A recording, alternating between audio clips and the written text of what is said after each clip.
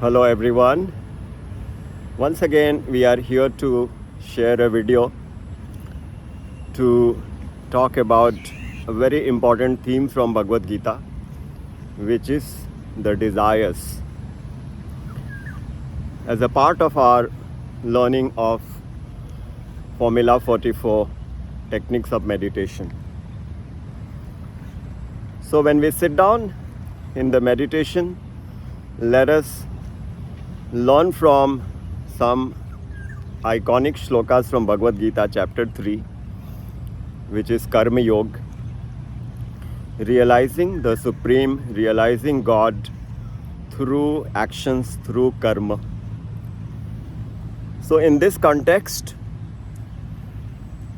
there is this discussion about what are the types of karma, what are the types of actions which are dear to the Lord. So Arjun, having been given a number of nuggets of knowledge from Sri Krishna about action, raises a very pertinent question. And he says, he asks Sri Krishna, atha kena prayukto pāpaṁ charati pūruṣhaḥ anichchhann vārṣhṇeya balād niyojitaḥ. Oh Shri Krishna, please tell me, why is it that we all know that committing sins is bad? We shouldn't perform actions which are unethical, unworthy, immoral, etc. But still we do it as if we are forced by some external agency. We don't want to commit the sins, but we end up committing the sins. Why is it so? This is a direct question Arjun poses to Sri Krishna, and Sri Krishna responds in the next verse. Kāma eṣha, krodha eṣha, rajo-guṇa-samudbhavaḥ, mahā-śhano mahā-pāpmā, viddhyenam vairiṇam. Arjun, know for sure that the culprit is our lust, is our desires.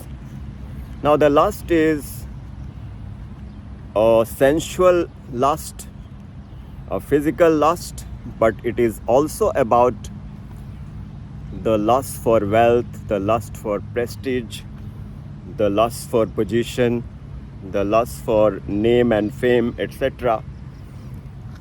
And this is the topic of discussion for our meditation today. So Sri Krishna is saying, the all-devouring and the all-sinful factor that we are driven by this force to enact actions which are not glorious is because of our lusty nature. So this is so important that our desires are the chief cause for our fall down. After all, the material desires do not give us the fulfillment that the soul is seeking. We all know it. No matter how much money we earn, no matter how much prestige we acquire, but our soul does not get the satisfaction. But if the money, if the prestige is coming in a manner which is sanctioned by the Lord, which is not contrary to the wishes of our soul, which is not against the nature of our soul, then only that position or the money or every accomplishment becomes glorious. So desires are not bad per se, but the motivation behind the desires is important. So very important verses, because in the next verse also Sri Krishna repeats the same theme when he says, Dhumena vriyate vahni yatha darpo malena cha yatholbe na vrito garbhas tatha teneda māmritam. Amazing verse where Shri Krishna says, like the fire gets covered by the smoke, like the mirror gets covered by the dust, and like the fetus is covered by the womb, similarly, our mind and intellect gets clouded because of these material desires, which are not in accordance with the will of the Lord. So Sri Krishna is summarizing chapter 3 with this knowledge, that watch your thoughts, because your thoughts become your words. Watch your words, because your words become your actions. Watch your actions, because your actions become your habits. Watch your habits, because your habits become your character. And watch your character, because your character becomes your destiny. खूब तरसाया है तेरी ख्वाहिशों ने ही तुझको, अब तू भी इन ख्वाहिशों को कुछ तरसती छोड़ दे. This is a amazing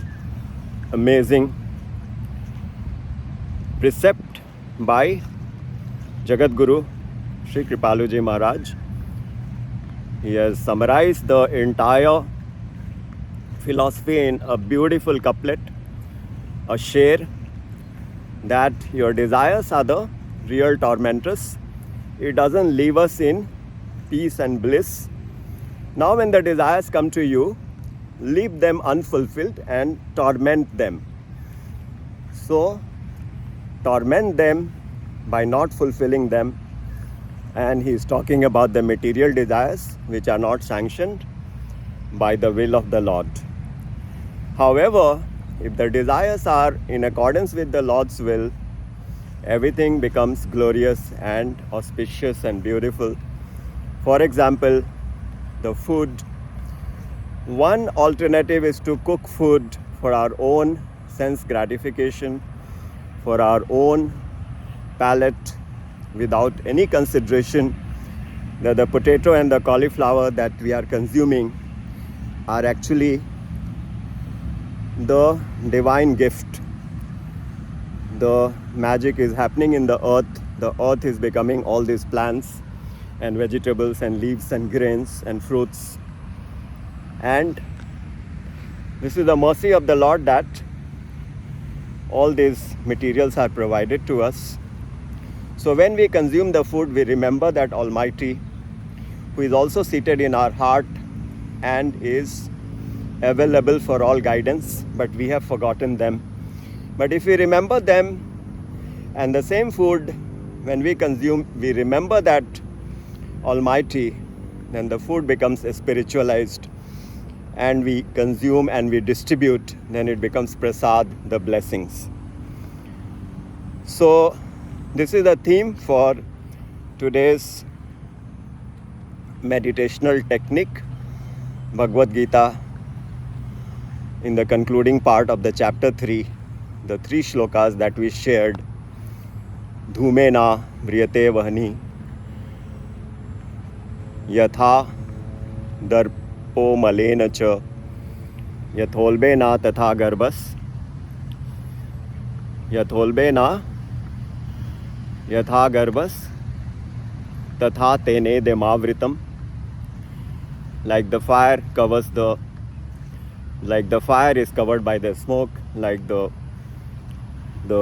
mirror is covered by the dust, and like the fetus is covered by the womb. Similarly, the mind of even the greatest thinker, the most intelligent, also gets covered by the force called lust, which is the contributory factor for greed and anger, which results in our downfall. And the preceding shlokas that we shared are the 2 shlokas, one question by Arjun and the response. Atha prayukto pāpaṁ charati pūruṣhaḥ, anichchhann vārṣhṇeya, balād niyojitaḥ. O Shri Krishna, why is it that we commit sins even though we don't want to, as if some external force is causing us to do this? And Shri Krishna responds, kāma eṣha, krodha eṣha,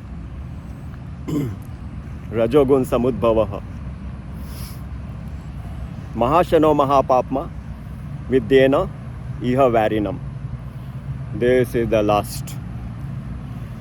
And again, it is not only the physical lust or the sensual lust, it is all kinds of lust about which we need to contemplate.